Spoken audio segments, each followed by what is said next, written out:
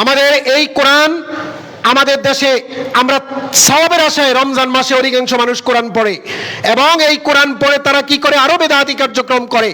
তারা এসে বলে, হুজুর 3 খতম দিয়েছে আমার মেয়ে, 2 খতম দিয়েছে আমার ছোট ছেলেটা, আসেন একটা মিলাদ দেন, একটা মুনাজাত দেন। ওই নারায়ণগঞ্জে গিয়েছি এক শবে বরাতের রাত্রিতে, ওখানে পাশেই অনেক দূরে যাচ্ছি, ওখানে সালাত পড়তে দেখলাম, ওখানে লেখা আছে কেউ 3 খতম দিলে 300 টাকা দিতে হবে মুনাজাতের জন্য, কেউ যদি 4 খতম দেয় তাহলে 500 টাকা তার হাদিয়া দিতে হবে, এইভাবে সাইনবোর্ড লেখা আছে। কিন্তু সত্যিকার ভাবে তালা তেলাওয়াত ইয়াতলু, এই তালা তেলাওয়াত ইয়াতলু শব্দের অর্থ কি? তেলাওয়াত শব্দের অর্থ শুধু পাঠ করা নয়, আরবিতে 2 কোটির অধিক শব্দ আছে। এই জেহাদ শব্দের সিনোনিম ওয়ার্ড মুনজিদ ওই ডিকশনারিতে 66টা আছে।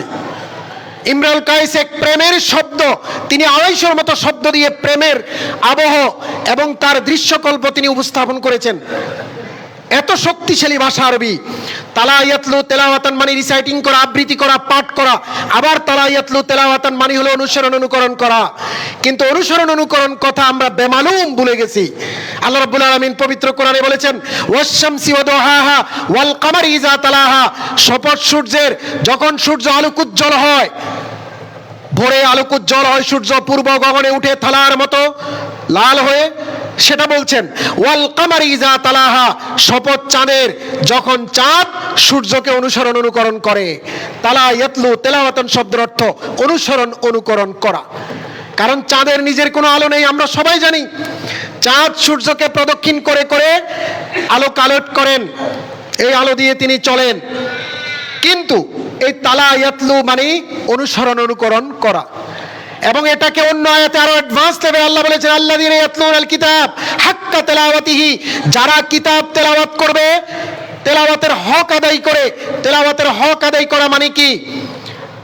তেলাওয়াত করার পরে যেই পাঠ, যেই অংশ, যেই সূরা, যে লাইন আপনি পড়বেন ওটার অর্থ জানা, ওটা আপনার কাছে কি দাবি করছে, কি আইডিয়া থ্রো করছে, কি নির্দেশনা দিচ্ছে, আল্লাহর বাণীতে কি বলা আছে, আপনার উদ্দেশ্যে কোরআনের আয়াত কি বলছে, সেটাকে উপলব্ধি করা এবং নিজের আত্মজাগরণ, নিজের ভেতরগত প্রাণ শক্তি জাগানো, এর ভিতর দিয়ে নিজের গতিপথ পরিবর্তন করা, যাপিত জীবনে নিজের সিদ্ধান্ত পরিবর্তন করা, নিজে যেভাবে চলছেন ওইভাবে চলার পথ রুদ্ধ করে নতুন পথ রচনা করা, সে আইডিয়া কোরআন থেকে নেয়া। এবং এটাকে আরো অ্যাডভান্স লেভেলে আল্লাহ বলেছেন, আফালা ইয়াতাদাব্বারুনাল কোরআন, তারা কি কোরআন গবেষণা করে না? আমালা কুলুবিন আকফালুহা, নাকি তারা তাদের অন্তরে তালা দিয়ে রেখেছে। অন্তরে তালা দেয়া মানে কি? বিবেক খাটানো, চিন্তা ভাবনা করা। এবং এই যে অন্তরে তালা দেওয়ার কথা বলছে, তার মানে কি? তার মানে আকল খাটানো। এই আকলটা পবিত্র কোরআনে আকল শব্দটা 48 বার আল্লাহ রাব্বুল আলামিন বলেছেন। ফিকির শব্দটা চিন্তা করা 18 বার তিনি উল্লেখ করেছেন। কেন করেছেন? যে জাতি যত বেশি চিন্তাশীল, যে জাতি যত বেশি ওয়াইড স্প্রেড চিন্তা করে, প্ল্যানিং করে ঠিকঠাক মতো, নিজের সমস্ত কাজ বিচার বিশ্লেষণ করে করে, তারা তত বেশি উন্নত, তত বেশি বিপদহীন থাকে। এবং নিজেকে চেনা, জাতিকে চেনা, অবস্থাকে রিয়েলাইজ করা, সব কিছু এই চিন্তা শক্তির ভিতরে দিয়ে হয়। এজন্য বলছে, এরা কি কোরআন গবেষণা করে না? এই যে গবেষণা করা, এটা কি রিসাইটিং করা? গবেষণা করা মানে কি শুধু একবার তেলাওয়াত, একবার পড়ে যাওয়া? গবেষণা মানে নিউ নলেজ অ্যাড করা। গবেষণা মানে এক্সিস্টেন্স নলেজের কারেকশন করা।